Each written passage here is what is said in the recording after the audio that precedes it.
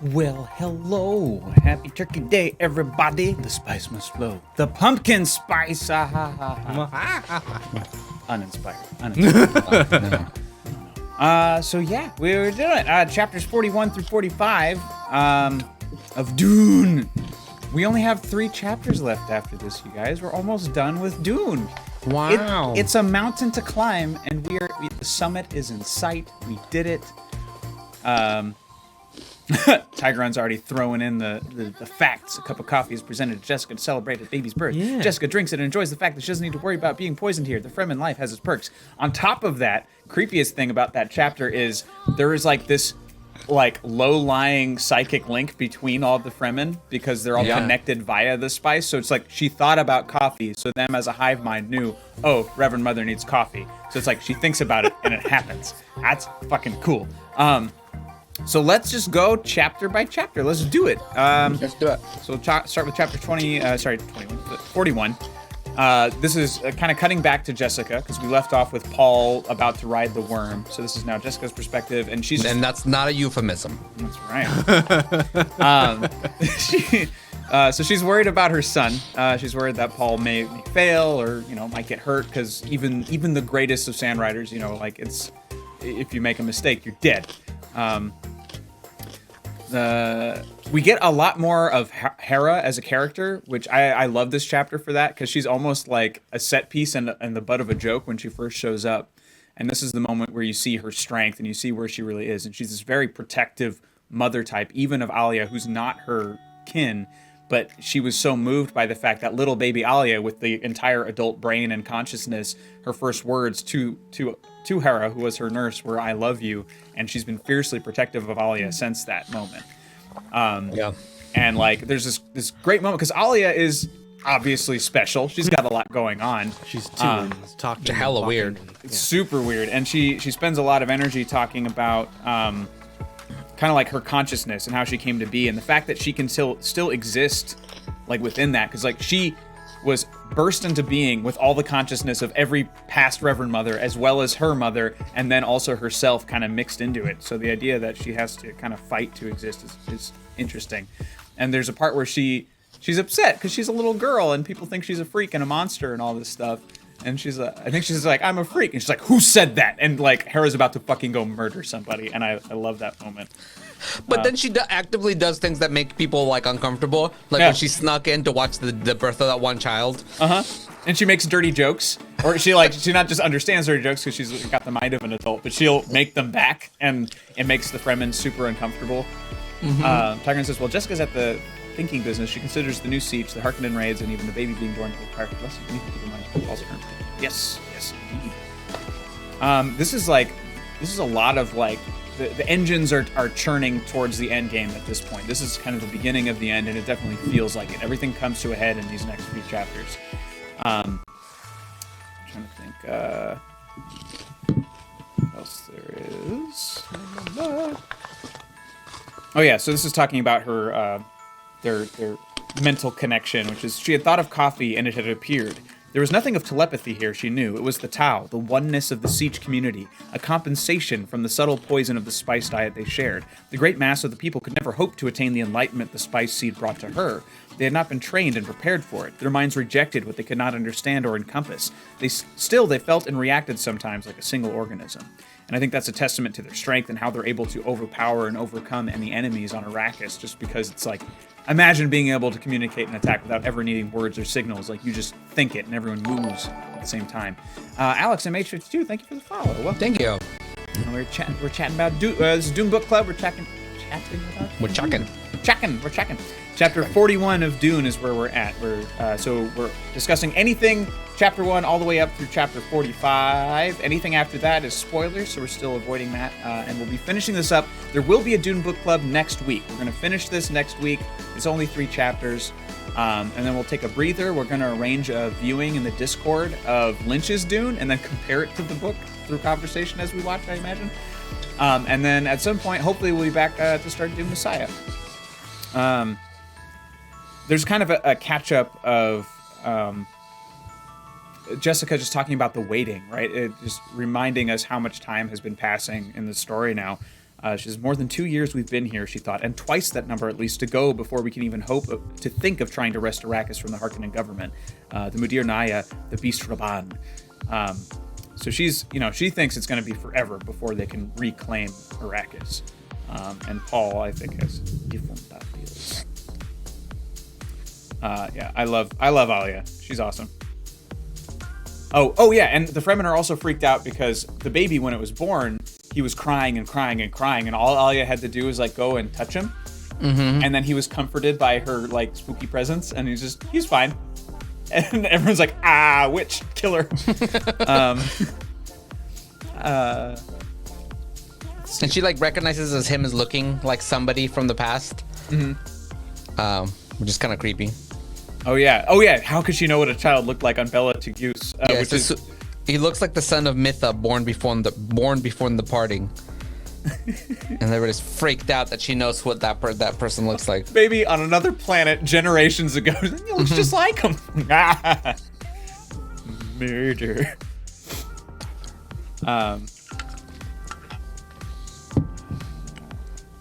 Yeah, and I love this moment. Like Jessica and Hara like really understand each other, which I think is great. Oh yeah, this is the exchange that you're kind of like, yeah, she's a badass. Yes, I have reasoning powers, Reverend Mother, Hera said. I could have been the Sayadina. I have seen what I have seen. Hera, Jessica shrugged. I don't know what to say, and she felt surprised at herself because this literally was true. Oh yeah, this is her basically saying like, yeah, of course I accept Alia's insults because I know she loves me. And so because of that, I will protect her to the death kind of thing, which is very sweet. And then Alia says something kind of weird where she's like, we need Hara now. Oh yeah, we made a mistake, Alia said. Now we need Hara. Like, yeah, for what?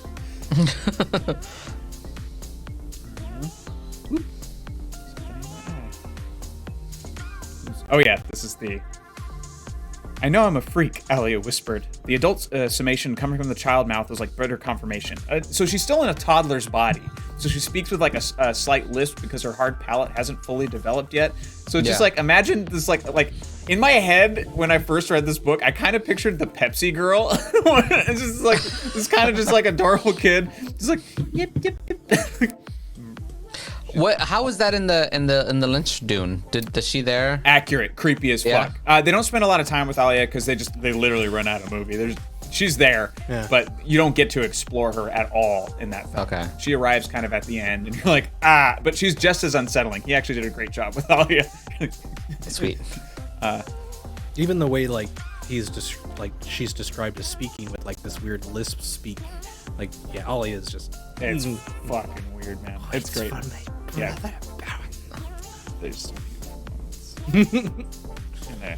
I can't wait. I can't wait to watch this movie with you, Art. I cannot wait. It's so bonkers. Because so much of it is so cool, and then so much of it is so not cool. Where's this? This is I think this is the chapter where they stole... Oh no, it's the next chapter. The next chapter, I think, is where Lynch took the idea to yelp into the guns, because I found the yelp. I'll talk about, we'll get there in the next one. La la la, the women cried. Let's see. Forgive, we will never forget, Hera said.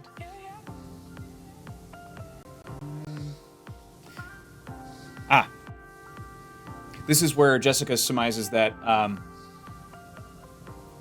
that Paul will have to challenge Stilgar for control of this siege, of this tribe. Or all the tribes, really. Because Stilgar took over for Kynes, and everyone knows Paul is the best fighter, and also the chosen one, and also all these things. And the way of the Fremen is, you gotta assume control if you're the most powerful and most efficient leader. Yeah. And they said, the young men say if Usul does not call out Stilgar, then he must be afraid, Thartar said. She lowered her gaze. So that's the way of it, Jessica muttered, and she thought, well, I saw it coming, as did Stilgar. And then they say, we don't want this thing to happen, Reverend Mother. We do not want it. The tribe needs all its strength. Will you go with them? So they're trying to think a way around it. They don't want it to happen. Yeah. Because also, they know that Paul would be a good leader, but he's also not from their ways. Yeah. So Stilgar still is the best choice. It's just Yes. yeah. Yeah, because at this very moment, he's taking the test as to whether or not he is truly Fremen. Yeah. And Jessica's still waiting for the outcome of that. Because up until then, it's like, yeah, he's part of the tribe. Yeah, he's got everyone's blessing. Like, yeah, but not a Fremen until you ride a worm. Truly ride it. Because he's been on the backs of them. But this is the first one that he has summoned, he has hooked, and he will ride. Oh yes, if Paul Muad'Dib slays Stilgar, this will not serve the tribe, Hera said. Always before it has been the way of succession, but times have changed. Times have changed for you as well, Jessica said. You cannot think I doubt the outcome of such a battle, Hera said. Usul could not but win. And she clarifies that she's not jealous of Shani, but she actually pities her. I know what you think of Shani, Hera said. You think she is not the wife for your son. Jessica settled back, relaxed on her cushions. She shrugged. Perhaps. You could be right, Hera said. If you are, you may find a surprising ally. Sorry. Shani herself. She wants whatever is best for him. Capital H, him. Italicized. He is a god in her eyes, which is pretty intense. And then this conversation gets abruptly cut off, and I wish it had completed. Because like you kind of get the idea what they're talking about, but not necessarily in its entirety. Because Jessica swallowed past a sudden tightening in her throat. Shani's very dear to me, she said. She could be no... She's like, your rugs are real dirty in here. Doop, doop, doop. I have them through here all the time. Really should have them cleaned more often. Just, damn it, say what you mean, Hera. I took that as like... I don't know if I was just inferring something, but like, don't let people walk over you? But, thought she was being metaphorical. I thought she was being quite... I think she was cutting herself off and maintaining her position. Because I think it's like... The whole conversation starts with like formality and all this kind of thing between Hera and Jessica. And I think it's her just being like, if I say more, I'm probably stepping outside of my place. Yeah. I have a feeling that's more what it was. But I think it's just Hera wants to point out to Jessica, like, hey, Shani's better than you think she is. Like she is correct for Muad'Dib, regardless of what you... Because Jessica's always worried about if Paul marries, which is too late now, but if Paul marries, he cannot marry into one of the greater houses, thus securing the Atreides. She's still thinking in Atreides terms. Yeah. Whereas Paul and everyone else has kind of moved on to the fact, like, nah, he's Arrakis now. Like, he is Arrakeen, this is him, he's a Fremen. And she's still adjusting to that information. On to chapter 42.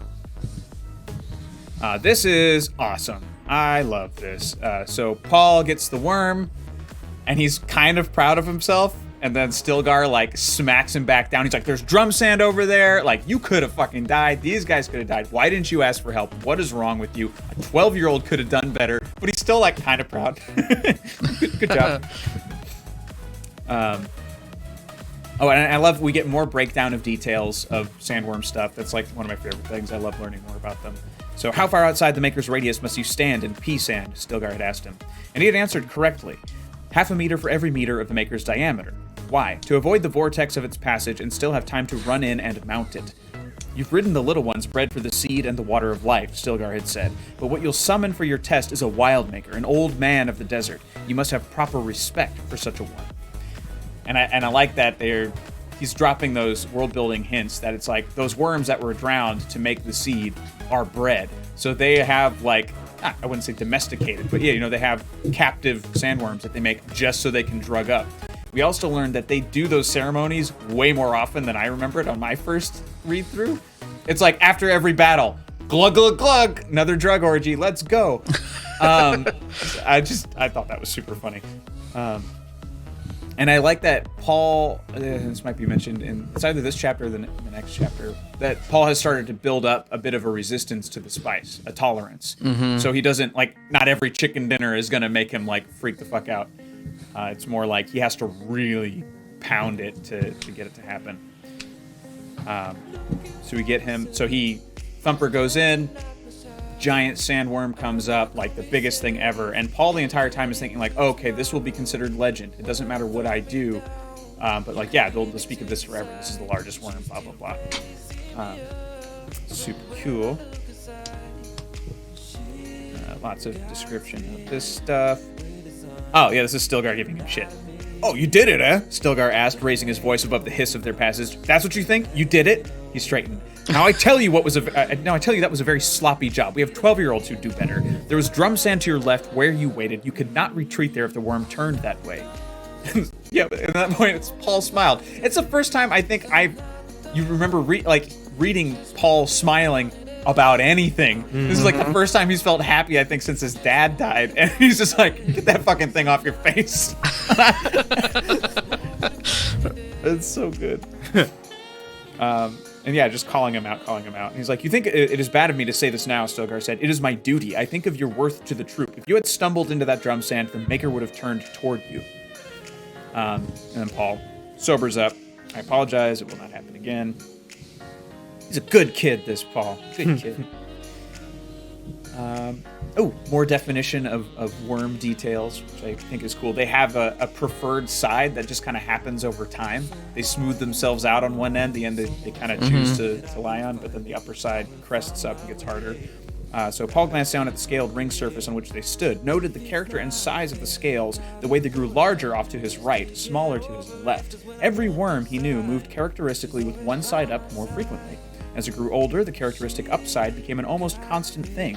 Bottom scales grew larger, heavier, smoother. Top scales could be told by size alone on a big worm. I just love that. Very detailed and also very logical world building. Love, love, love.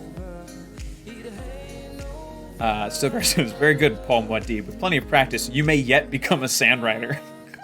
And Paul's like, was I not first up? Didn't I do it?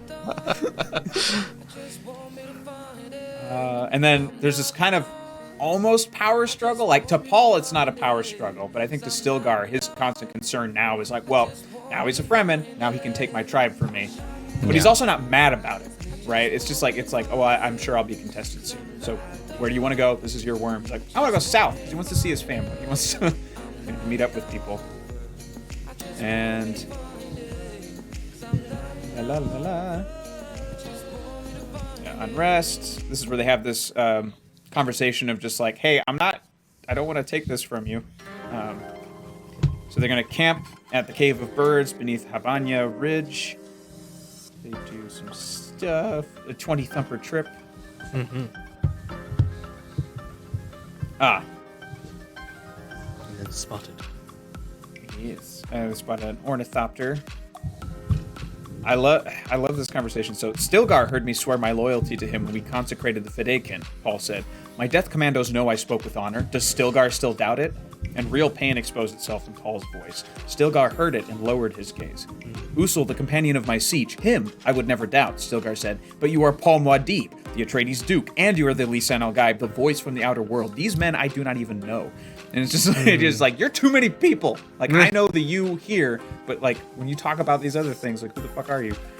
It's interesting. Ornithopter, scout, They set a trap. Not too much left in this. So Paul decides to set a trap. They're going to lay out some spice. And I love that. It's such a good. They bait a patch of sand to catch some smugglers. And it turns out the smugglers are Gurney Halleck, because he joined the smugglers a few chapters back. And we love Gurney. He's thought that Paul's been dead for 2 years. Mm-hmm. And this was his only means of survival. He joined the smugglers so that he could have a chance to kill the Beast Rabbin. And so they get very easily taken down by the Fremen. They have fucking rocket launchers to take out the ornithopters because there's no shields on because of the worms. And just like, boom, like, rockets? They dare to use rockets? And yeah, it's just like so many emotions going through Gurney's head. I love that. You've no need of a knife with me, Gurney, the man said. He straightened, slipped his crysknife into its sheath back beneath his robe. Tell your men to stop their useless resistance. This is also might be the first time that Paul isn't referred to as a boy or a young man. He is now a man. Mm-hmm. It's been a couple of years, but it's a nice shift to note. Yeah, because, technically he's still like 17, 18. Mm-hmm. He's still a kid. Yep. But they're seeing him more as a man. He's a man. I like that Gurney's trying to calm down the smugglers. He's like, these are my friends. We're like, fine friends, someone shouted back. Half of our people murdered. It's a mistake. Sorry. Whoopsie. Paul smiles again, and this time it doesn't get smacked away. And it's so cute. Their reunion is one of the sweetest things in this entire book. So it seemed to happen of itself, and they were embracing, pounding each other on the back, feeling the reassurance of solid flesh. Young pup, you young pup, Gurney kept saying, and Paul, Gurney man, Gurney man. It's so cute. It's so cute. Paul explains to him why he had to allow Gurney and everyone else to believe he was dead, because if Gurney learned that Paul was alive, he would go looking, which means other people would go looking, and it would ruin everything they were doing. And then there's this turn in the scene where Gurney figures out that Paul is Muad'Dib, which is super cool because he is like feared, and there's propaganda against him. Did I highlight it? Oh man. Yeah. So, and Gurney recalled the stories told of Muad'Dib, the Lisan al-Gaib, how he had taken the skin of a Harkonnen officer and made his drumheads, how he was surrounded by death commandos, Fedaykin, who leaped into battle with their death chants on their lips. And half of that's true, like a lot of propaganda, right? It's just like, he does have his death commandos, he does have the Fedaykin, but obviously he didn't skin somebody to make a drum, so they've painted him to be this thing. And yeah, and Gurney's like, you're Muad'Dib? You're the Will of the Sand? And Gurney and Paul communicate using like old Atreides like war gestures. So he like flicks his hand, and Paul like, I understand. Being that there are people who are within the smugglers that are not to be trusted. Very important.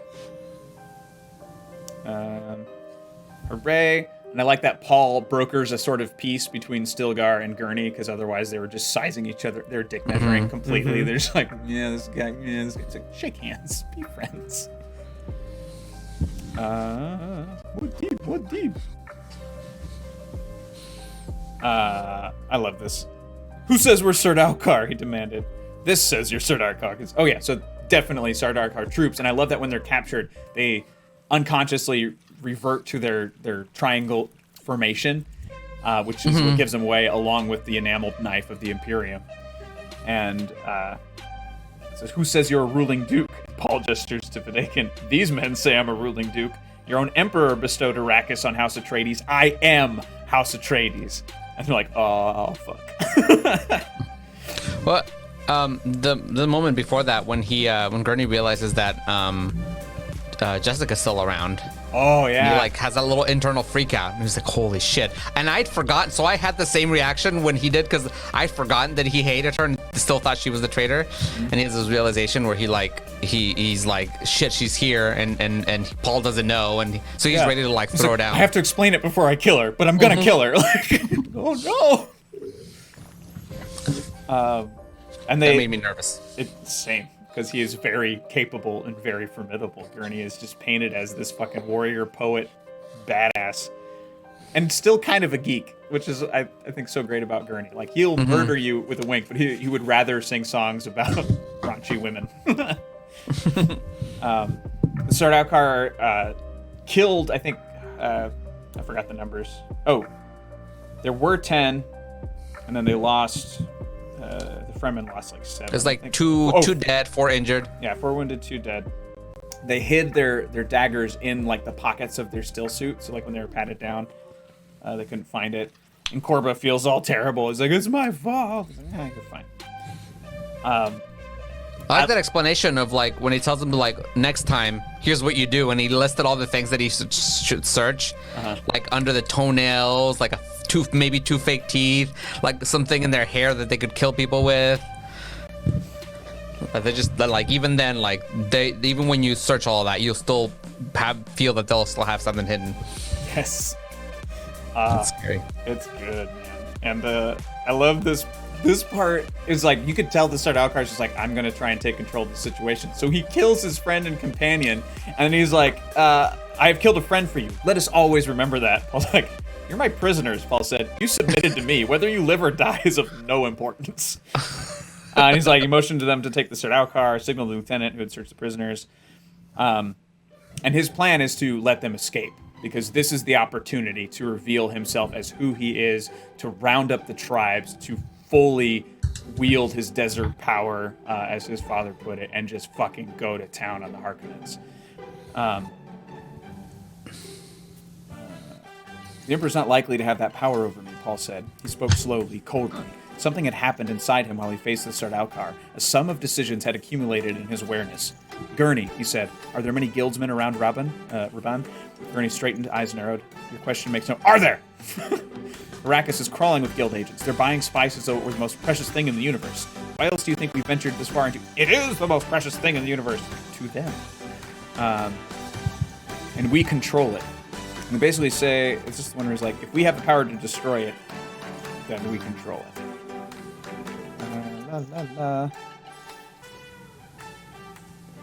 Do you think you could lift your hand against me? Paul said.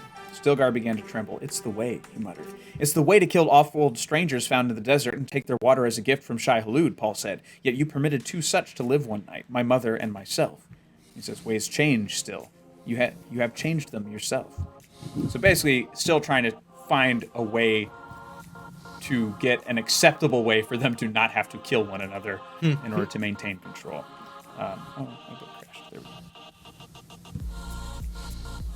They send for Jessica so that they can figure this out. Oh yeah, this is the moment that you're talking about, Art. The Sea Witch alive, Gurney thought. The one I swore vengeance against, alive! Oh, that's right, and it's obvious Duke Paul doesn't know what manner of creature gave him birth. The evil one betrayed his own father to the Harkonnens. You're like, shit. I didn't even draw my knife, but it'll still be said this day. Oh, sorry, this is Paul talking about his legend, where it's like, it doesn't matter what he does. Every win will be attributed to him now. So it's like, I didn't even draw my knife, but it'll be said of this day that I slew 20 Sardaukar by my own hand. She was alive, and those she betrayed are bones in lonesome graves. I must contrive it that Paul learns the truth about her before I slay her. And that is why Gurney's great. Because he's not just going to do it, he's going to make sure that Paul understands, because he's completely convinced that this is true. Good guy, Gurney. Good guy, Gurney. A bit misled, but good guy. On to chapter 43.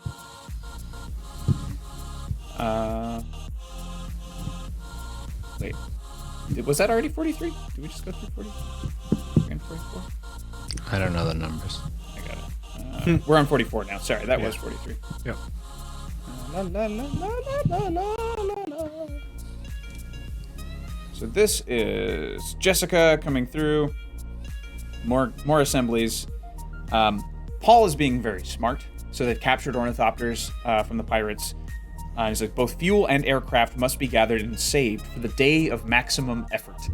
So it's just like, he knows it'll be one strike and one fucking solid strike. So he's like, keep it all. Don't put them in the air. Save all the fuel. Like, we need everything all at once when it's time. Love this. She called Jessica constantly worrying about poor Paul. So she called another Bene Gesserit saying, prophets have a way of dying by violence. Oh no.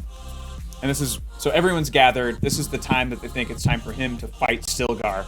And someone in the crowd is just like, are you going to call him out, Muad'Dib? Now's the time for sure. They'll think you a coward if he was like, who dares call me a coward? He goes for his fucking knife. And they're like, there's work to do. And man draws back. And someone else is like, do it! He does a great speech. Do you think it's time I called out Stilgar and changed the leadership of the troops? Before they could respond, Paul hurled his voice at them in anger. Do you think the Lisan al-Gaib that's stupid? And everyone's like, oh. Did we say something? And Jessica, super concerned, he's accepting the religious mantle. He must not do it. They're like, it is the way. Ways change. We'll say what's to change. He's like, as you wish. And they're like, oh. So you will say, he agreed, but first you will hear my say. And he basically breaks down that each of them have multiple roles, and all of them are in control. Paul's job is to be in charge of all of Arrakis. Stilgar's job will now be to be in charge of all of the Fremen, basically, like the tribes, or this tribe in particular. And the Reverend Mother is also a place of authority, but all of them have specific duties. So it's like, why would you have me cut off my right arm? Like, I need all of you. We need to band together against the Harkonnens. This is really fucking kick-ass fired up speech. And I love that beat by beat, he's feeling himself winning them over. He's like, just a little bit more, just a little bit further, almost there, and fucking got him. Like, it's so good. I mean, he makes a case too for like, not only for that moment, but from here on, let's stop killing our leaders and our best people, because like, it doesn't help you guys. Yeah, And I love that he uses like Fremen metaphor. He's like, do you smash your knife before a battle? I say this as fact, not meaning it as boast or challenge. There isn't a man here, Stilgar included, who could stand against me in single combat. This is Stilgar's own admission. He knows it, as so do you all. And Stilgar's like, It's kind of like pacing. It's like, what the fuck? What are you doing? Yeah, he uses the voice against his people. It's kind of, I mean, it's effective. And then Paul, like, manages to blend everything he is together in this moment, which is awesome. I love this. Paul pushed message and cylinder into his sash. From his neck, he took a braided Shigawire cord and removed a ring from the cord, holding the ring aloft. This was my father's ducal signet, he said. I swore never to wear it again until I was ready to lead my troops over all of Arrakis and claim it as my rightful fief. He put the ring on his finger, clenched his fist. Utter stillness gripped the cavern. Who rules here? Paul asked. He raised his fist. I rule here. I rule on every square inch of Arrakis. This is my ducal fief, whether the Emperor says yay or nay. He gave it to my father, and it comes to me through my father. And he's like, almost. Blah, blah, blah, blah, blah. And I subtract from my strength, blah, blah, blah. And then Stilgar is won over first. But also, you find out after this moment that Stilgar, Jessica, and Paul had orchestrated and planned this entire scene. This was theater to win everyone over. And I like that Stilgar was able to be moved to do such a thing, which seems so un-Fremen. But Stilgar is so taken in by Paul and Jessica and just what they're doing. It's great. So he's like the first one to be like, long live Duke Paul Muad'Dib! And everyone's like, yeah! And loses their mind. And then Paul does something that was not discussed with anybody. He makes Stilgar kneel and makes him basically swear himself to the Duke, which is weird because once again, like now his house becomes important again. It's not just I am now the leader of the Fremen. I am also Duke. I am also these things, and you will swear yourself to me as the Duke. Kiss the blade. So he kisses the blade, and then he kisses Paul's arm, his knife arm, which is a Fremen custom. Pretty cool. And he finds... He's going to bring Gurney Halleck here, which is cool. Let's see. Jessica being all judgy. What can his desert woman do for a duke except serve him coffee? She asked herself. She brings him no power, no family. Paul has only one major choice, to ally himself with a powerful great house, perhaps even with the imperial family. There are marriageable princesses, after all, and every one of them Bene Gesserit trained. And I like that she changes her mind. It's a beautiful thing. Oh, this is the Gurney scene! Gurney scene! So this is where Gurney comes in and gets a knife on Jessica and is gonna fucking murder her. Yeah, because he still thinks she's a traitor. Yeah. And he's just like, you will not say a word if you do any twitching. If you use your intonations, you will die. Like, if I feel you twitching, you will die. And same thing for Paul, right? He's just like, one more step, don't do it. He's like, I swore an oath to slay the betrayer of your father. Do you think I can forget the man who rescued me from a Harkonnen slave pit, gave me freedom, life, and honor, gave me friendship, the thing I prized above all else? I have his betrayer under my knife. No one can stop me. He's like, you couldn't be more wrong, Gurney. Just calm down. La la la. And then takes him a minute to explain to him that Yui was the traitor. He's like, this is a trick. It's not a trick. I saw it too, blah, blah, blah. So, is it brought up about how Gurney gets the information that Jessica was a traitor? Because I thought Thufir was the only one who was... He says he saw a letter. Yeah, it's the That was same kinda letter being that passed was around. sent to the Duke. So yeah, that's the one that they decided was fake, but Gotcha. Gurney read it as truth. Because obviously Leto knew it couldn't be Jessica. So he's like, look how fake this is. But that word didn't make it to Gurney in time because everything exploded. And I love, like, the most powerful thing Paul says, using the great control, his voice, is just, be quiet. To Gurney, as he's, like, losing his mind. And Paul eviscerates him by just talking about how much Jessica is going through, which we don't hear a lot about. And so I like that it's kind of saved for this emotionally heightened scene. It's like, what you have not done, Paul said, is heard my mother sobbing in the night over her lost duke. You have not seen her eyes stab flame when she speaks of killing Harkonnens. So he has listened, she thought. Tears blinded her eyes. What you have not done, Paul went on, is remembered the lessons you learned in a Harkonnen slave pit. You speak of pride in my father's friendship. Didn't you learn the difference between Harkonnen and Atreides so that you could smell a Harkonnen trick by the stink they left on it? Didn't you learn that Atreides' loyalty is bought with love, while the Harkonnen coin is hate? Couldn't you see through to the very nature of this betrayal? Like, but Yui? But he's like, yeah, listen, we got a letter from him saying he did it. Like, we know it's him. And then this goes on and on for a little bit. And then Jessica's like, hey, let me go. Not using voice or control, just saying, hey, let me go. And this is where Jessica has a change of heart. And it's a great moment for her, too. She's like, Paul, I want you to do something for me. Choose the course of happiness. You're desert woman, marry her if that's your wish. Defy everyone and everything to do this, but choose your own course. And then Gurney has put his knife away, and then he's just like, kill me. Just I'm kill me. embarrassed. Please, Yeah, put your knife right here in my breast, Gurney muttered. I say kill me and have done with it. I've besmirched my name. I've betrayed my own dupe. The fuck? He's like, be still. Quit it. Close that robe and stop acting like a fool. I've had enough foolishness for one day. Kill me, I say.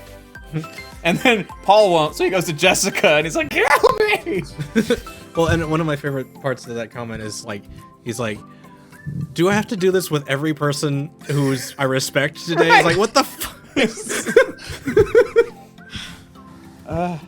Yeah, Gurney, why do you insist the Atreides must kill those they love? How many kinds of idiot do you think I am? Must I go through this with every man I need? And I love that how understanding, because like obviously this rage came from a place of love. This came from a place of vengeance and justice in his heart. And so he's like, but I. He's like, you thought you were doing a thing for Leto, she said, and for this I honor you. My lady, Gurney said. He dropped his chin to his chest, squeezed his eyelids closed against the tears. Let us think of this as a misunderstanding among old friends, she said. And Paul heard the soothers, the adjusting tones in her voice. It's over, and we can be thankful we'll never again have that sort of misunderstanding between us. And then they make him play a song. After all that, after that whole fucking fiasco, they're like, you know, it'd be great right now if you would just play us some music. It's like, stop. And he's like, okay. So he goes against the Balicet, and he can't look at him. He's just playing it, just looking at the floor, singing his song. It's like, who? I mean, I love Paul and Jessica, but that's a weird dick move that I wouldn't do to anybody. That's so weird. Yeah, they just need to let him get out of there and just go sit by himself for a little bit. Let the man breathe. I'm like, nope, play us a song. It's like Denethor moves. Why are the songs not fit for my holes?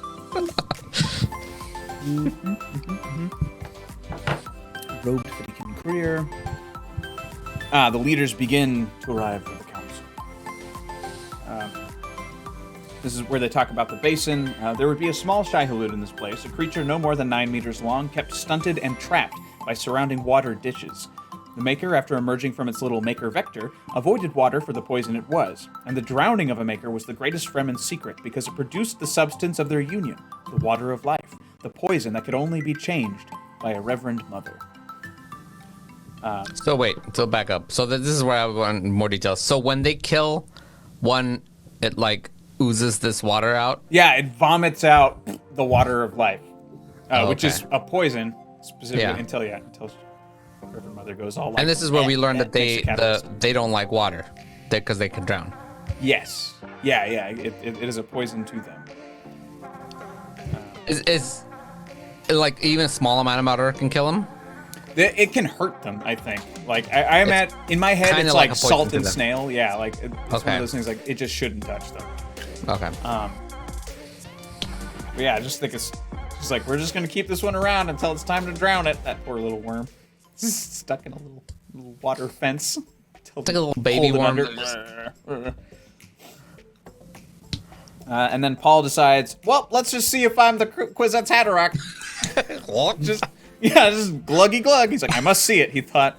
His body had slowly acquired a certain spice tolerance that made prescient visions fewer and fewer, dimmer and dimmer. The solution appeared obvious to him. I will drown the Maker. We will now see whether I'm the Kwisatz Haderach who can survive the test that the Reverend Mothers had survived. Tells nobody what he's doing. Just fucking marches on down to the base and is like, I'm gonna drown this worm. I'm gonna drink its juice. And we'll see what happens. And this is, so on to chapter 45. which is great. 3 weeks later. Yeah, he's been in a coma for 3 weeks because he had a drop of this stuff. You find out when he wakes up, he had one drop and he's fucking conked out for 3 weeks. But Shawnee is summoned by Jessica, and Jessica's basically, she's fucking with her. She's fucking with Johnny to see what she's made of. And so it's like, okay, so we're doing this the Reverend Mother way. Okay, we're doing this by the book. And she's like just desperate for news because like you wouldn't call for the wife unless something was wrong. Like, come on, just tell me. She's like, how's my grandson? She's like, he's fine. He's healthy and happy, my mother. I left him with Alia in the Karapara. And I like that Jessica's like, oh yeah, she has the right to call me mother. That grand formal greeting. She's giving me a grandson. And just discussion of more cultural stuff, which I like. There was a gift of cloth for Leto II's birth, and they're like, okay, we'll have to turn that into clothes for him. She's like, oh, of course. I love this. Nice. Yeah. And she's like, why did she drag this out so? Shawnee wondered. Something was so urgent that they sent a thopter for me. Now we drag through the formalities. Robin has sent cautious overtures about a truce. His messengers have been returned without their water. Rabban has even lightened the burdens of the people in some of the sink villages, but he's too late. The people know he does it out of fear for us. The idea that Beast Rabban is afraid is awesome, because that dude has no fear. Like, he's a monster. La la la. What has happened to my Usul? La la la. Oh, this is pretty out, isn't it? Oh, the oases, they're pretty cool. Just like, ah! Where is it? Because there's a moment of approval. Oh, there it is. And Jessica thought, this is a brave woman, my Pauls. She holds to the niceties even when fear is almost overwhelming her. Yes, she may be the one we need now. And then Shawnee finally loses it, and she's like, well, but still with resignation and respect. She's like, now you may say the thing that must be said. This is where she finds out that Paul's been in a coma for 3 weeks. He's essentially dead to all eyes. Some people think he is dead. Jessica thinks that the Harkonnens poisoned him. She didn't know what happened. Because, again, Paul, idiot, didn't tell anybody. And so they're like, yeah, somebody must have put poison through. So he's unconscious. Processes of his life are so low that they can be detected only with the most refined techniques. You have reasons other than courtesy for summoning me, Shawnee said. I know you, Reverend Mother. What is it you think I may do that you cannot do? And there's this, like, awesome, just Jessica reminding everyone how badass she is.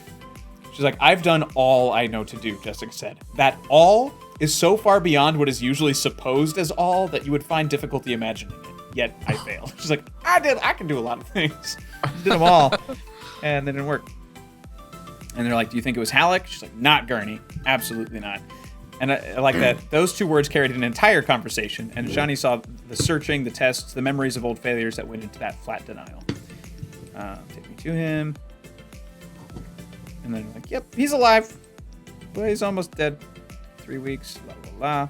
How does he take nourishment? He doesn't, because his body activity is so low, he can't take food right now anyway.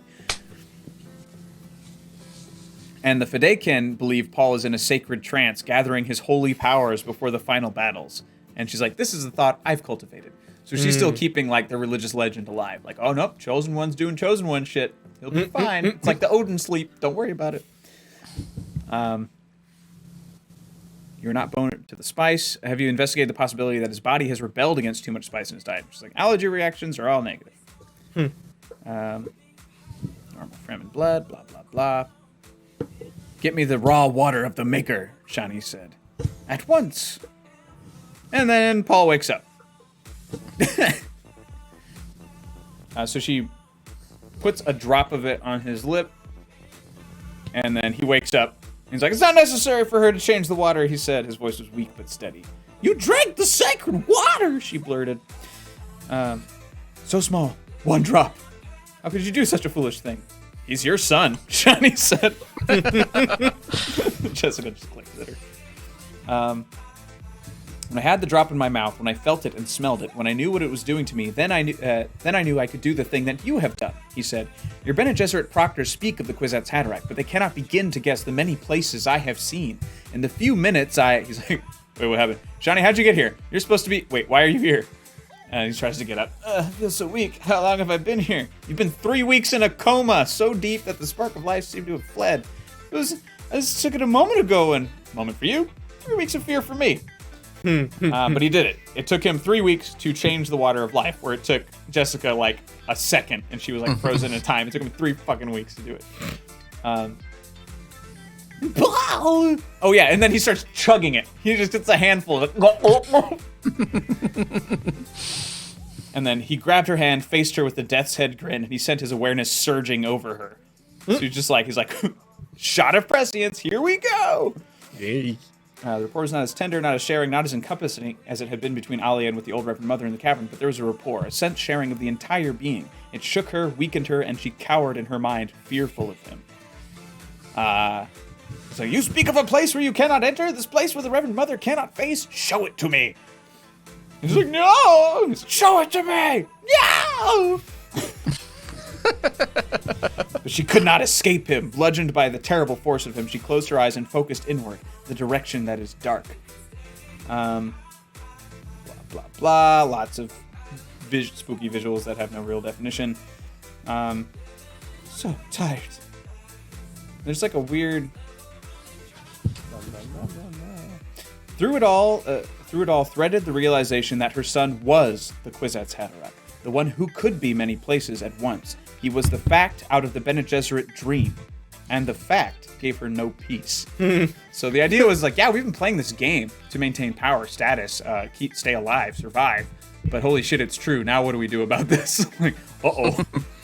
She wasn't prepared, because she only had Paul out of love, like not really, like she had it out of just... The Duke wanted one. Yeah, like the Reverend Mother before her, Helen Gaius Mohaim, she was pissed. She's like, you thought you could be bold enough to raise the Kwisatz Haderach? She said, no, I wanted a son for my Duke because I love him. I wanted a kid. And she's like, well, shit, I done did it anyway. You have seen the future, Paul, Jessica said. Will you not say what you've seen? Not the future, he said. I've seen the now, with a capital N. He forced himself into a sitting position, waved Shani aside as she moved to help him. The space above Arrakis is filled with the ships of the Guild. The Padishah Emperor himself is there, Paul said. He looked at the rock ceiling of his cell, with his favorite truthsayer and 5 legions of Sardaukar. The old Baron Vladimir Harkonnen is there with Thufir Hawat beside him, and 7 ships jammed with every conscript he could muster. Every great house has its raiders above us, waiting. Jessica's like, wait, the Guild's protecting us? Oh, first they're waiting for the Guild's permission to land. For the Guild will strand on Arrakis any force that lands without permission. The Guild's protecting us? Jessica asked. Protecting us? The Guild itself caused this by spreading tales about what we do here, and by reducing troop transport fares to a point where even the poorest houses are up there now, waiting to loot us. Oh, this is fun. Paul took a deep breath and said, Mother, you must change a quantity of the water for us. We need the catalyst. Shani, I have a scout force send out to find a pre-spice mass. If we plant a quantity of the water of life above a pre-spice mass, do you know what will happen? Jessica weighed his words, suddenly saw through to his meaning. Paul! The water of death, he said. It'd be a chain reaction, he pointed to the floor, spreading death among the little makers, killing a vector of the life cycle that includes the spice and the makers. Arrakis will become true desolation without spice or maker. And Shani's like, blasphemy! And this is the chapter where he's basically saying, like, he who can destroy a thing has the real control of it, Paul said. We can destroy the spice. And then what stays the Guild's hand? Jessica says, they're searching for me. And I love this because it's basically Paul and the Guild are like the 2 biggest like users of the spice. And normally the Guild can see everything. It allows them to fold space, create safe pathways to different places in the universe to make room for these giant Guild ships that go by. But because Paul is like the chosen one, the Kwisatz Haderach, and even more in tune with the spice in the universe and all this stuff, he's a blind spot to them, and it pisses them off. It makes them so mad.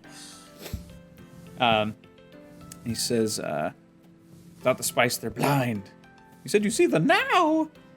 He said, go do as I commanded. The future's becoming as muddled for the Guild as it is for me. The lines of vision are narrowing. Everything focuses here, where the spice is, where they've dared not interfere before, because to interfere was to lose what they must have. But now, they're desperate. All paths lead into darkness. So everyone's blind. This is the moment for Paul. He has no idea. Like, he, despite seeing the now, despite seeing the future, the past, and all that shit, this is the moment. This is the moment where everything matters, and that's going to be the next 3 chapters. Is like, what the fuck? What the fuck is going to happen?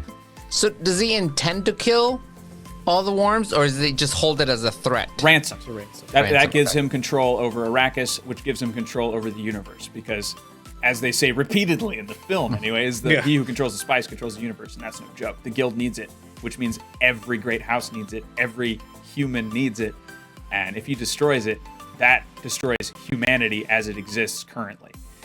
Because if you're addicted to it, you die without it.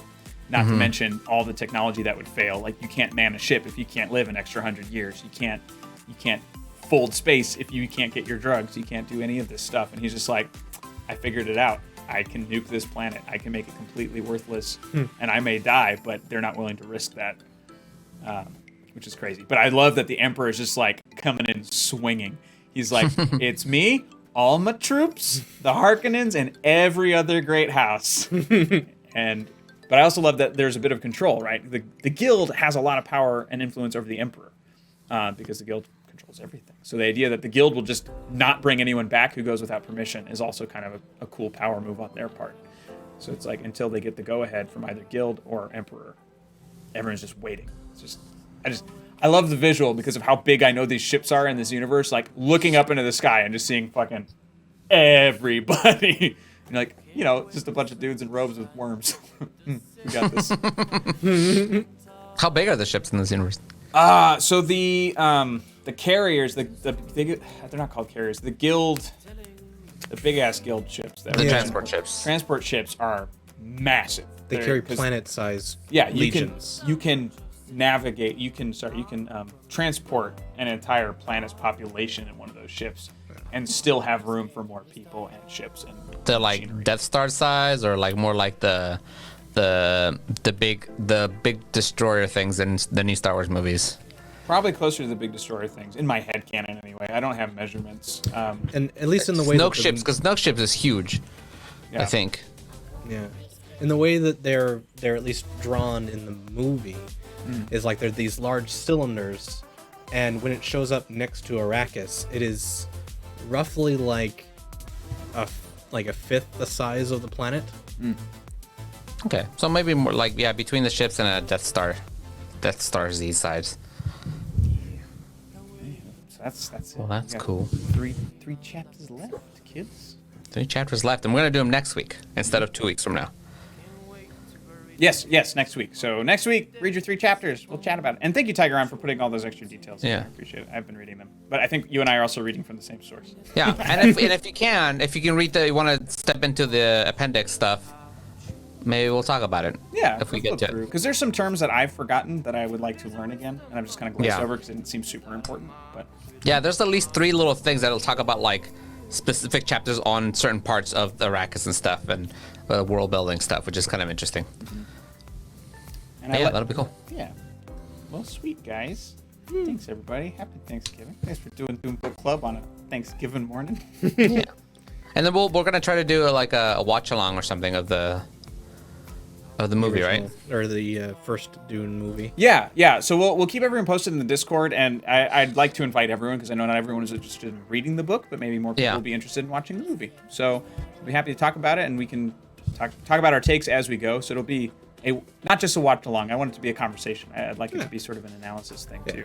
And there's definitely some, like, now that I've read the book and seen all these scenes play out, I'm like, oh shit, there's so many things that got cut out of this movie. I can tell because there's things that you're like, oh, that person's important. They were never talked about. That person, like, it's like, oh. Yeah, and it's like, and the thing is, it's like I can't be mad at Lynch for that because I still think he did the impossible making that movie. So much was correct. It's just one of those, like, my only anger bits from that film are just the moments where he, as a creator, couldn't get his head out of his own ass, which is just like, just extra little stuff that he's like, I'm bored now, so here's this. And it just feels like that. But the first hour and a half is almost identical to the book, and it's beautiful and it's so well done. I'm like, and especially to be made at that time, ridiculously good. Really, really cool to look at. Yeah, I just wish that he hadn't like sidelined so many of the side characters, because that adds so much to it, and it's just like the condensing down of the amount of time that is taking place in the movie kind of hurts it in a way, because like this is supposed to be over like a few years, but that movie seems like a month. Yeah, yeah. Yeah, but I mean that's the thing with movies. You have to condense to fit the 2-hour whatever mark. That's always gonna happen with books to movies. And something I like about these, and something I think that the new director will pick up on, is there are very specific phases in time that happen. Yeah. It's not just like this gradual time has passed. It's like now they land. It's been a couple months. Over 2 years have passed. This and now present. Right. It's like. It's very clear cut, and so I feel like a good production design will be able to visually tell you when those times have passed, along with like a subtitle or something. Yeah. But I just think with 2 films, this is gonna. Yeah, the fact that it's 2 movies, this is gonna rock my socks. I'm so excited. So, and I think we're in agreement that like the first movie is gonna be the first 2 books, and then the third movie will be book 3. Second movie will be book 3. Yes, I imagine, because this ending is cool. I don't say much. It's good. It's a good book. It's a real cool book. Sweet. Yeah. All right. Well, we'll be back next week. Not 2 weeks from now, but next week, with the final 3 chapters of Dune. Yay! Thank you all. See you. Have a happy Thanksgiving. Bye-bye. Yeah.